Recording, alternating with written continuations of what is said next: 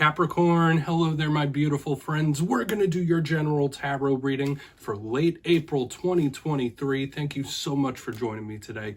You know I appreciate each and every single one of you. So let's get right down to business as always and start you off with an oracle card here just so we could dip our toes into energy and see what's going on for the lovely Capricorn collective. I hope you're all doing fabulous, my friends. Let's shuffle it up one time, see what we have for you this week. Talk to me, my guys. What's going on with the Cappies here? And yeah, we're just going to take a real quick look at this first card, then we'll get into the full reading itself. And at the very end, I'll pull you a bonus card from the Shadowland Tarot just to see what might be in the shadows or what shadow work you can lean in on, which is always interesting. But let's get it going. Let's go for Cappy, please. What's going on for my Capricorn friends? Nice and quick here.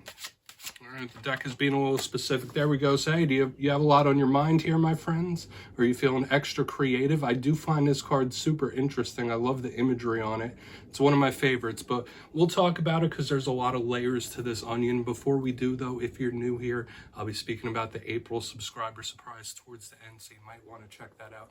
Also, if you could kindly illuminate that like button by tapping it right on its third eye, you know I'd greatly appreciate it. But enough of the promo, into the reading. Let's have a quick look here. So we see this lovely lady with that beehive hairdo, and she has all sorts of creative implements in her hair. So when I see this, it's one of two things usually. Someone has a lot on their mind, literally. So you might have a lot of things going through your head, a lot on your plate. You might be very busy, right? A literal busy bee. But this card can also represent creative pursuits and endeavors.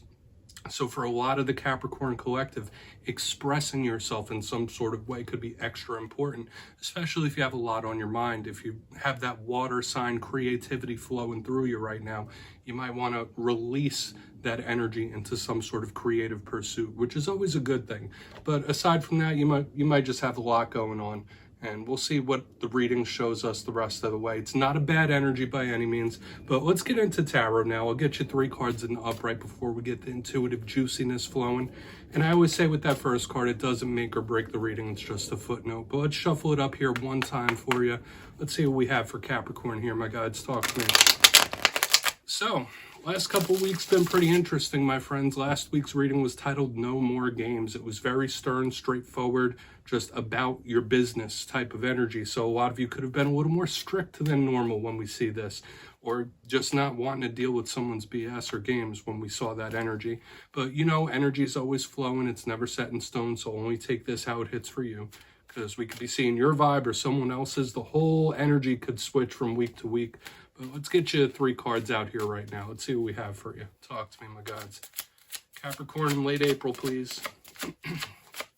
Try to keep it optimistic as usual, regardless of the energy.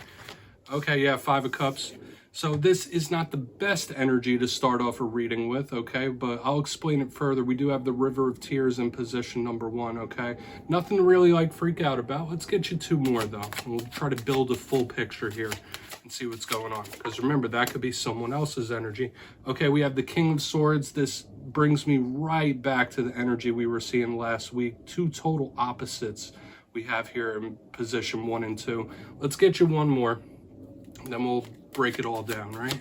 But that King of Swords is a very stern type of energy, so you still might be in that mode, possibly. Let's get you 1 more here. Now the deck is being super specific. What do we have for Capricorn, position number 3? Okay, so 2 cards popped out here. We have the High Priestess in the back end, and I'm going to take them. You know me, I only read jumpers, but I feel like we need to take that High Priestess. And you have a bonus as well. We have the Page of Cups as a bonus. We're going to tuck them in right over there, and we're going to talk about this, Capricorn. Let's go through. I'll give you some of the classical meanings and archetypes, then we'll get the intuitive stuff going. Now, at first glance, when I look down at this spread, there's a decent amount of people here. We have a king, we have a page. There is a decent amount of water energy here. I will say that. Out of the 4 cards here, 3 of them are of the water element. That's very emotional. And that brings me back to this first card we had. Remember I said this is very water sign-like energy. So I don't know, this could absolutely be showing us someone that's in their feels. But let's not go there just yet. Position number 1, we have the 5 of Cups. Talk about feels, right? Now this card, like I already mentioned, a lot of readers call it the River of Tears. So when we see this imagery, it's someone looking at the cups that have spilled, not the cups that are still standing. I always say this energy is on a spectrum. It could represent pain, sadness. On the very low end, it could just be a little grumpiness, right? It could be a little gloominess when we have this. So hopefully that's not something you're really walking around feeling in this time, but it can also be rougher energy, right? It could be anything up to heartbreak, devastation. So there's a little sadness here up in the front end that somebody could be experiencing, a little pain. So we'll absolutely have to talk about that. Now, moving to the center of the spread, we have the complete total opposite of all this energy. We have the King of Swords. Now, I will say this for some of you, and I don't want to get too intuitive just yet. With this stern King of Swords, you might feel like everyone around you is like super emotional or acting erratic or whatever, and you feel like you're either need to keep it together or you are the one keeping it together. But the King of Swords could represent an air sign when we see it. Once again, it's a determined type of energy. It's a strategy-based energy. When we get sword cards, they're of the mind, they're of communication. So when we see the King of Swords, that's about control, controlling one's thought process, controlling one's mind. So with all this stuff, you might be trying to like keep your composure, like think yourself through a problem. It's all about the mind state. It's all about the mindset moving forward. So if you are dealing with difficulties, you might be trying to just like keep it all together when we have this. But it could also be, if not an air sign or older male in your life, the King of Swords could be, once again, serious, stern, strict in its ways. So we really need to clarify that. Now, moving to the back end, we have the High Priestess. Once again, a total opposite. So we have this interesting energy where it's like very watery, very not. Back to the water, we have the High Priestess here. Now, a lot of readers link her just to the Pisces collective. When I see the High Priestess, I think any water sign, so there might be a strong connection to a water sign when she shows up. Now, what are some of the main things we think of with the High Priestess? She is the matron of psychics, intuitives, tarot readers, spirituality. So when she shows up in a spread, you might be thirsting or burning for more spiritual knowledge and juice in your life or experience. She is all about that intuition. So if you have the gifts of heightened energetic sensitivity, when she shows up, you could be feeling a lot of the energies of people around you or places, okay? This is an extremely empathetic type of vibe. But another thing I need to mention, she is very mysterious. So when she shows up, there could be an element of surprise, mystery, unexpected. So we'll see what she's about when we clarify her. Now, moving to your bonus, which is once again another little footnote, we have the Page of Cups. All pages are students, all pages are messengers. This one is more of an emotional outpouring, conversations, talks, messages. You might be having a lot of those in this time with the Page of Cups. Or this could just represent someone younger than you or a youthful individual, even children sometimes. So once again, that's a little footnote. We're just going to tuck them right over there. We'll see if more communication cards pop up. I want to dive deeper on all the Capricorn. Let's jump in and clarify.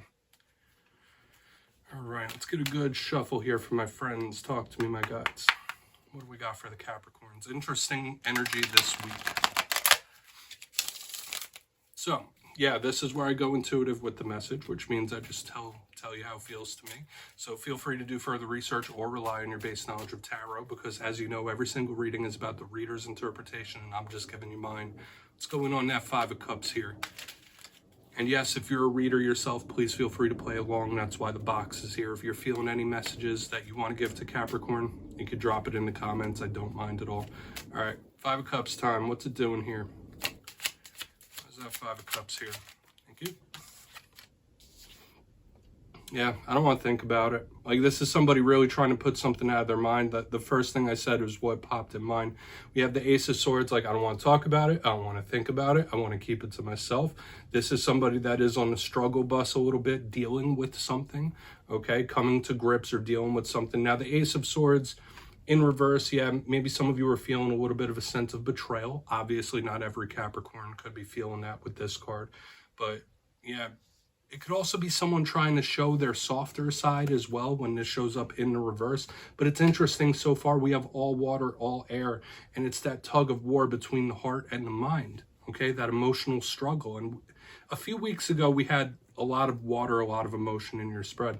This could be somebody that is in pain, hurting, could even be angry or upset, especially as we move forward with this King of Swords right next to it, like mad or angry. So we'll see how it goes, but I'm getting somebody that is like, I don't want to think about it. I don't want to talk about it. I'm going to try to put it out of my mind. I'm not saying if that's right or wrong. Let's move over to the King. Okay, it all depends on your circumstances, right? I never judge. So what's going on that King of Swords? Hopefully it's not a feeling of betrayal. We'll see as we move forward. So why is that King of Swords here?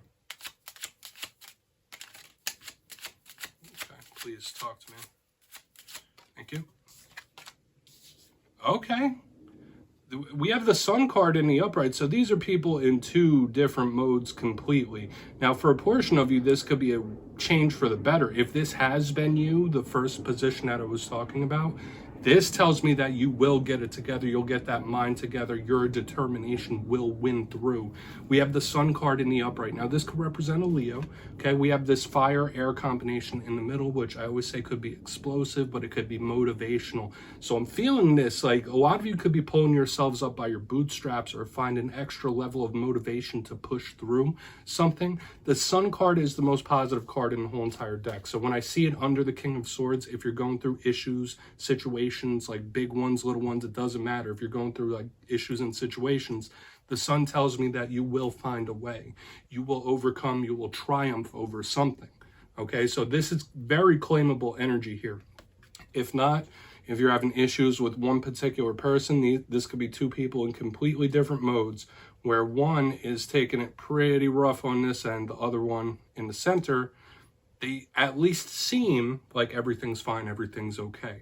Let's keep moving. But we do have this little flip-flop of energy going. So hopefully you're not experiencing like emotional ups and downs, emotional roller coasters in this time. Let's see what this High Priestess is about. And we'll do a quick recap before we get into the Shadow card. Interesting reading this week, Capricorn. A lot of emotions in play. So why is the High Priestess here? Thank you. Eight of Cups. Yeah, there could be just something really tugging at your intuition, telling you like, all right, this isn't healthy. Okay, like this isn't good for me. I need to figure something out. The Eight of Cups is usually somebody like making a move or walking away from something. It doesn't always have to be, but when I see it, it's an action of some sort in general. When I look at it in a neutral sense, looking at the High Priestess, she is also a neutral card. Notice she is in the center of the pillars, Boaz and Jachin right there. She is the center ground, the middle path, very balanced in her ways. So for a lot of you, yeah, this could be some sort of unexpected action, but it's not a bad one. All right, so with the way all this is adding up, we have the down, we have the up, we have the middle path, but this one is more of like an action or a path opening up that you didn't know was possible. So for a lot of you, it could be options that come out of nowhere. Like you have a new option, you have a new path. But this is someone making some sort of move. And once again, there might be something in your life that you feel is like not the healthiest. Like this isn't good for me, this isn't healthy. Okay, and it doesn't just have to be romance related. It could be work, it could be whatever. But let's go through and do a quick little recap here, Capricorn. It's a very interesting dynamic type of spread this week, so only take what's for you. But position number one, we have the Five of Cups with the Ace of Swords in reverse here. Now, I will mention once again, water is the overwhelming majority of the energy this week, very emotional. But I get somebody who is in those feelers, they're not wanting to talk about it, they're not wanting to think about it. They could be trying to think themselves out of a situation. We'll talk about this dynamic a little more, but there could be someone who's in a little bit of pain. For a small portion of you, this could represent some sort of betrayal, okay, or where someone lied or betrayed in some sort of way.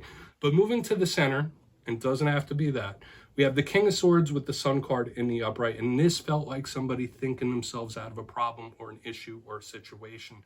So if you are now in this mode, if you're in the depths for whatever reason, claim this energy in the center because it all might come together for you, or a plan, or your mind, your determination will win out. Like this is the energy of someone triumphing over something, like a big triumph. So problems, issues, situations don't stand a chance.